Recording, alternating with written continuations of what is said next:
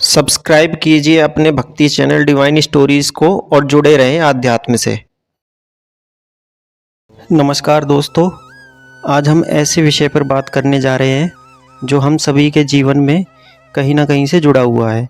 एक ऐसा विषय जिसके बारे में हम सोचते तो हैं लेकिन जिसकी गहराई शायद हम पूरी तरह से समझ नहीं पाते। आज हम जानेंगे आखिर क्यों हम अपने पितरों को गया जी में छोड़ आते हैं। क्या है इस अद्भुत और रहस्यमयी परंपरा के पीछे का वैज्ञानिक, आध्यात्मिक और भावनात्मक सत्य। तो चलिए शुरू करते हैं। जब हम गया जी का नाम सुनते हैं तो हमारे मन में एक ही बात आती है, पितृपक्ष, पिंडदान और मोक्ष।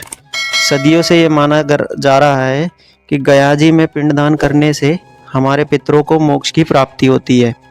लेकिन क्या यह सिर्फ ये एक धार्मिक मान्यता है या इसके पीछे कोई गहरा अर्थ छुपा हुआ है? आज हम इस वीडियो में सिर्फ परंपराओं की बात नहीं करेंगे बल्कि इसके पीछे छिपे हुए इतिहास, पौराणिक कथाओं और हमारे जीवन पर पड़ने वाले इनके प्रभावों को भी समझेंगे। हम जानेंगे कि कैसे गया जी सिर्फ एक तीर्थ स्थल नहीं बल्कि एक ऐसा द्वार है जो हमारे और हमारे पूर्वजों के बीच एक अदृश्य पुल बनाता है।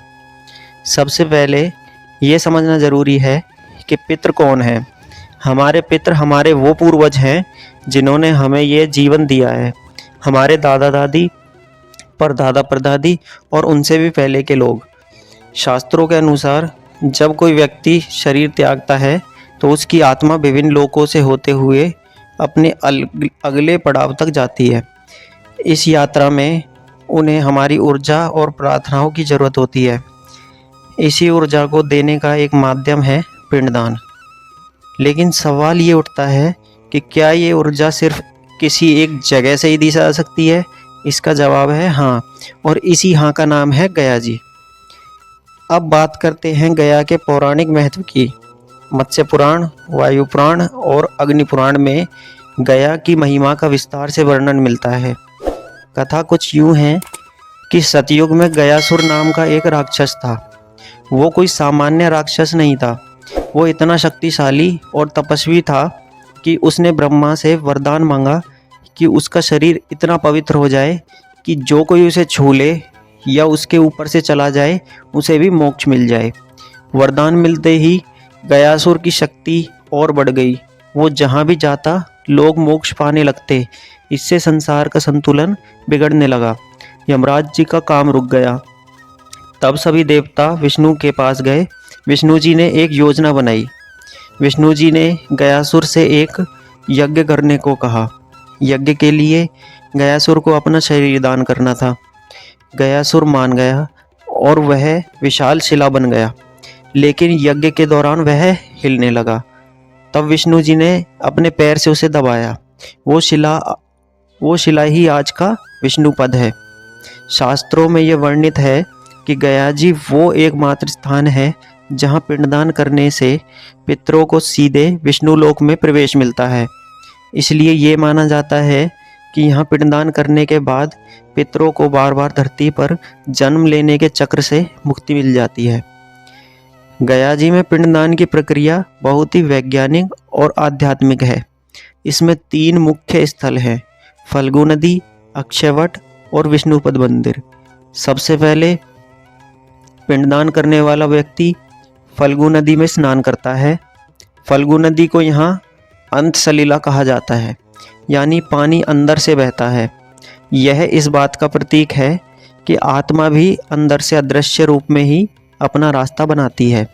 इसके बाद विष्णुपद मंदिर में पिंडदान किया जाता है। यहाँ चावल और जौ से बने पिंडों को पूर्वजों के नाम से समर्पित किया जाता है। चावल और जौ हमारे अन्न का प्रतीक है जो हमारे पूर्वजों को ऊर्जा देते हैं।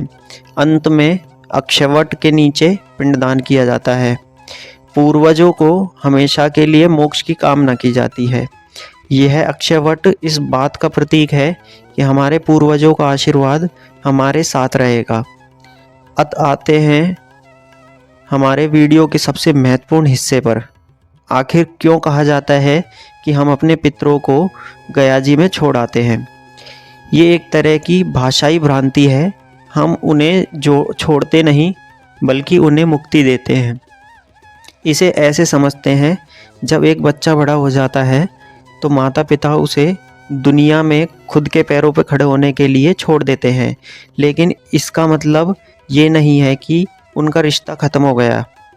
ठीक उसी तरह गयाजी में पिंडदान करके हम अपने पितरों को सांसारिक मोह माया के बंधन से मुक्त कर देते हैं। हम उन्हें कहते हैं, अब आप अपनी आध्यात्मिक यात्रा पर आगे बढ़ सकते हैं। अब आपको हमारे मोह या बंधनों में रहने की ज़रूरत नहीं है। यह एक तरह का अंतिम धन्यवाद है, एक ऐसा धन्यवाद जो हमारी कृतज्ञता और सम्मान को दर्शाता है। यह दर्शाता है कि हम अपने जीवन को आगे बढ़ाने के लिए तैयार हैं और हमारे पूर्वज भी अपनी यात्रा पर आगे बढ़े। इस पूरी प्रक्रिया का एक गहरा भावनात्मक और मनोवैज्ञानिक प्रभाव भी होता है। जब हम गयाजी जाते हैं तो हम अपनी व्यस्त जिंदगी से थोड़ा ब्रेक लेते हैं। हम अपने पूर्वजों को याद करते हैं, उनके बलिदानों को समझते हैं। यह एक तरह से हीलिंग प्रोसेस होता है। पिंडदान के बाद एक अजीब सी शांति महसूस होती है। ऐसा लगता है जैसे कोई भारी बोझ उतर गया हो। यह बोझ हमारे मन में उन अनकही भावनाओं का होता है जो हम अपने पूर्वजों के लिए महसूस करते हैं। गयाजी में जाकर ना सिर्फ हम अपने पितरों को शांति देते हैं, बल्कि अपने मन को भी शांति देते हैं। तो दोस्तों, गयाजी में पितरों को छोड़ना सिर्फ एक परंपरा नहीं, बल्कि एक गहरी आध्यात्मिक, भावनात्मक और मनोवैज्ञानिक यात्रा है। यह हमें सिखाता है कि जीवन का एक चक्र है और हर अंत एक नई शुरुआत है। अगर आपको यह वीडियो पसंद आया हो तो इसे लाइक करें और अपने दोस्तों और परिवार के साथ शेयर ज़रूर करें। अगर आपके मन में कोई सवाल या विचार हो तो कमेंट में अवश्य लिखें।